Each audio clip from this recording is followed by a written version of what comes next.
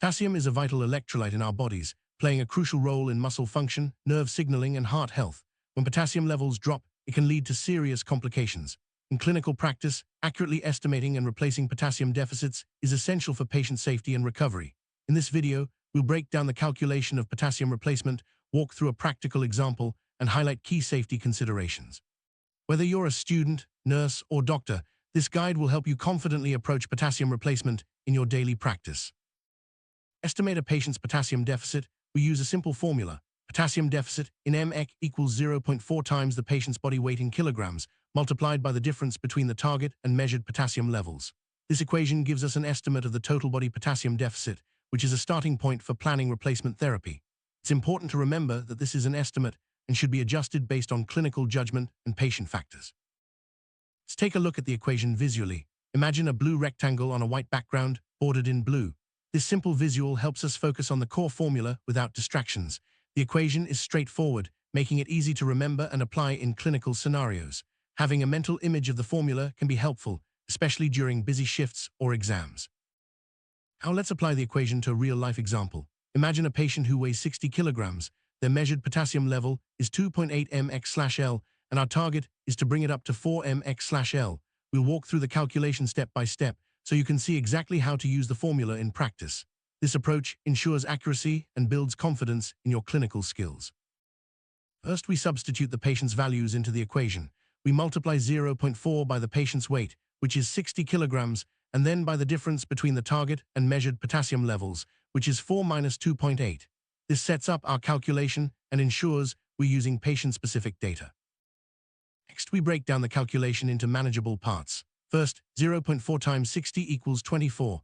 Then we calculate the difference between the target and measured potassium. 4 minus 2.8 equals 1.2.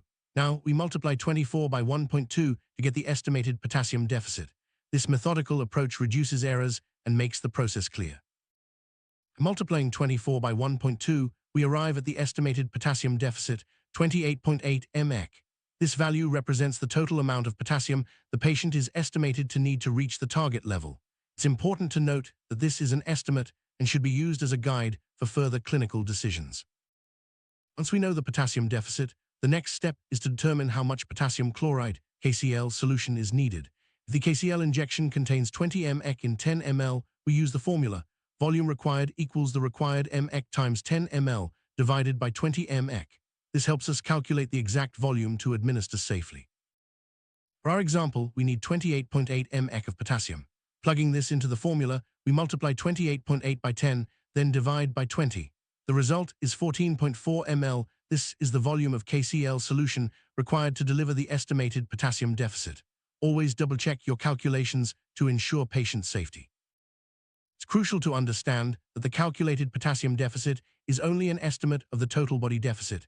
It does not mean you should administer the entire amount as a single dose. Clinical judgment is essential, and replacement should be tailored to the patient's condition, ongoing losses, and response to therapy. Never administer concentrated KCl directly as an intravenous bolus.